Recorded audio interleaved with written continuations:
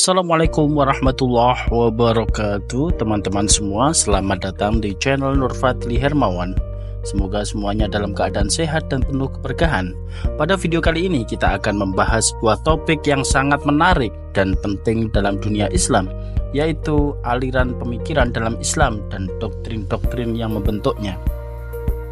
Aliran-aliran ini seperti Khawarij, Syiah, Sunni, hingga Mu'tazilah memiliki pandangan yang berbeda tentang keyakinan, kepemimpinan, hingga takdir yang pastinya mempengaruhi bagaimana umat Islam memahami ajaran agama mereka.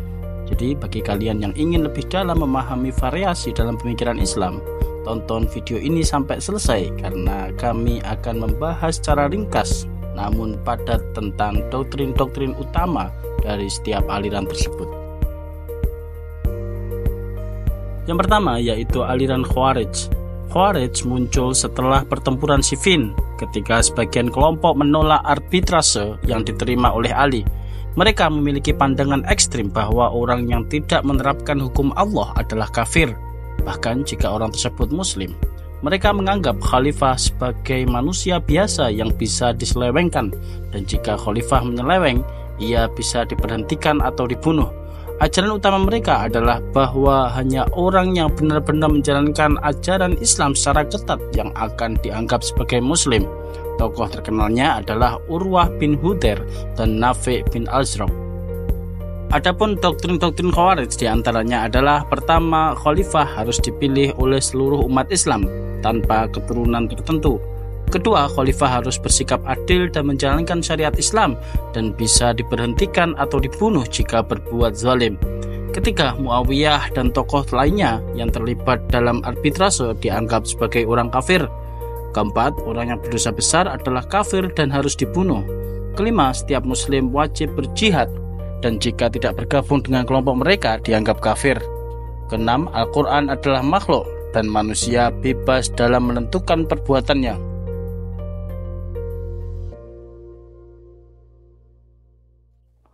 Nomor 2, aliran Syiah.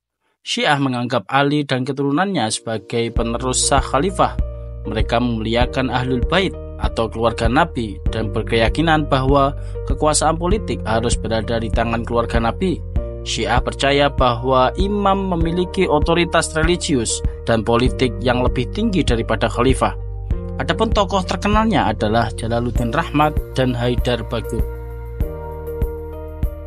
Doktrin-doktrin Syiah diantaranya adalah: pertama, bahwa kepala negara atau imam harus dipilih berdasarkan nas atau penunjukan langsung oleh Allah atau Nabi dan diangkat seumur hidup.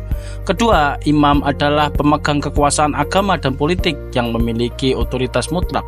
Ketiga, imam-imam setelah Ali adalah pemimpin yang tidak hanya memiliki kekuasaan duniawi tetapi juga esensi spiritual dan religius. Keempat, kepemimpinan adalah hak keturunan Ali yang memiliki peran sentral dalam memimpin umat Islam. Kelima, imam tidak bisa salah atau maksum dalam mengartikan wahyu dan membimbing umat. Yang ketiga adalah aliran Jabariyah. Jabariyah berkeyakinan bahwa segala perbuatan manusia sudah ditentukan oleh takdir Allah dan manusia tidak memiliki kebebasan memilih. Mereka menegaskan bahwa perbuatan manusia terjadi atas paksaan dari Allah. Aliran ini berfokus pada takdir dan tidak mengakui kebebasan berkehendak manusia. Tokoh terkenalnya adalah Ajad bin Dirham dan Jahm bin Safwan. Doktrin-doktrin Jabariyah diantaranya adalah: pertama, segala perbuatan manusia sudah ditentukan oleh Allah. Manusia tidak memiliki kebebasan atau kemampuan untuk memilih. Kedua, kalam Tuhan adalah makhluk dan segala sesuatu yang terjadi di dunia ini adalah ciptaan langsung Allah. Ketiga, Tuhan tidak bisa dilihat di akhirat karena sifatnya yang tidak terbatas. Keempat, surga dan neraka tidak kekal dan tidak ada kehidupan setelah mati yang bersifat abadi untuk semua manusia.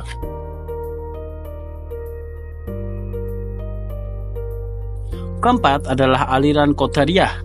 Sebaliknya dari Jabariyah, Qadariyah mengajarkan bahwa manusia memiliki kebebasan penuh dalam memilih perbuatannya tanpa campur tangan Allah. Mereka menganggap bahwa segala tindakan manusia berasal dari kehendak manusia sendiri dan bukan dari takdir Tuhan. Tokoh yang terkenal adalah Ma'bad al-Jauhaini dan Ghailan al-Dimashqi. Doktrin-doktrin Qadariyah diantaranya adalah: pertama, manusia memiliki kebebasan untuk memilih tindakannya sendiri tanpa intervensi takdir atau kekuasaan Allah. Kedua, manusia adalah pencipta bagi perbuatannya, yang berarti bahwa perbuatan baik atau buruk adalah hasil dari kehendak bebas manusia.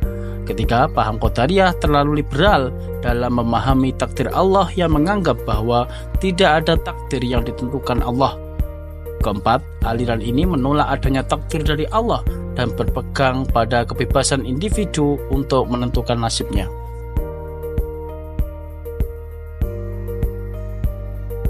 Adapun yang kelima adalah aliran Mu'tazilah.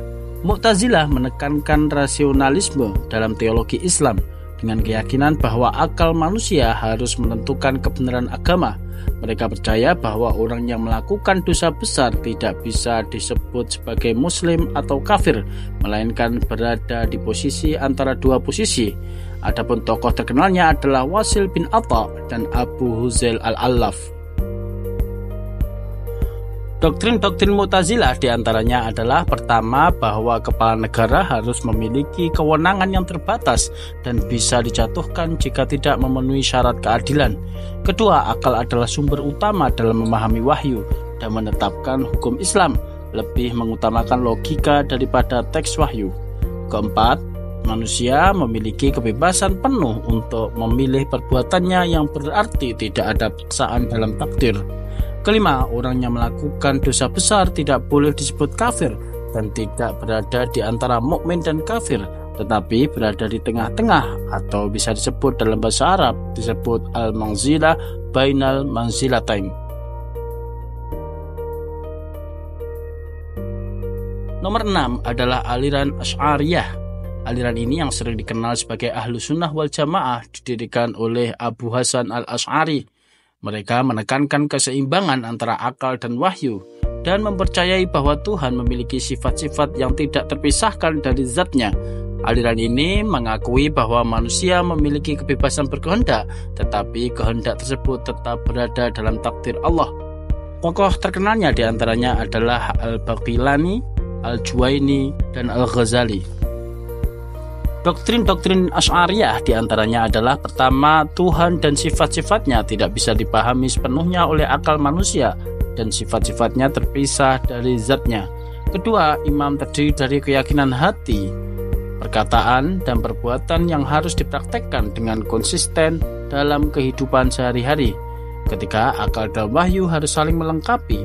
Wahyu memberi petunjuk sementara akal digunakan untuk memahami wahyu. Keempat, kebebasan dalam berkehendak diakui, namun takdir tetap berlaku bagi umat manusia.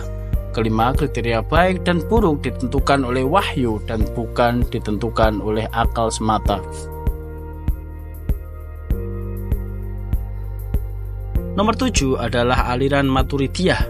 Maturidiyah adalah aliran yang juga berakar dari ajaran Asy'ariyah, namun lebih condong menggunakan takwil atau penafsiran terhadap teks agama. Mereka berkeyakinan bahwa seseorang yang melakukan dosa besar tetap dianggap sebagai mukmin. Tokoh terkenalnya adalah Al-Maturidi dan Al-Bazawi.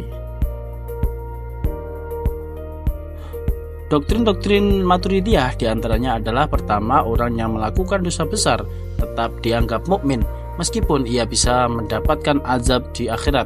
Kedua, janji dan ancaman Tuhan pasti berlaku, tetapi takdir dan kebebasan manusia tetap saling terkait. Ketiga, akal memiliki fungsi yang sangat penting dalam menetapkan hukum, namun tidak meniadakan wahyu. Keempat, keyakinan terhadap takdir dan peran manusia dalam memilih perbuatannya.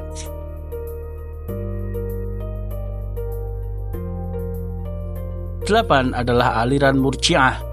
Murji'ah mengajarkan bahwa orang yang beriman tetapi melakukan dosa besar tidak serta-merta menjadi kafir. Mereka cenderung menunda atau tidak ikut campur dalam persoalan politik dan hukuman dosa besar. Mereka berpendapat bahwa iman hanya terletak pada hati dan tidak bergantung pada perbuatan lahiriah. Di antara doktrin-doktrin Murji'ah adalah: Pertama, orang Islam yang berdosa besar tetap dianggap mukmin meskipun ia melakukan kekufuran dengan lisan. Kedua, iman terletak di dalam hati, sementara perbuatan dianggap tidak sepenuhnya menentukan status iman seseorang. Ketiga, tidak ikut campur dalam urusan politik dan menerima pemerintah yang ada selama mereka tidak menyentuh masalah iman dan ibadah. Keempat, sholat berjamaah dengan imam yang diragukan keadilannya adalah sah karena keyakinan di hati lebih utama daripada penilaian luar.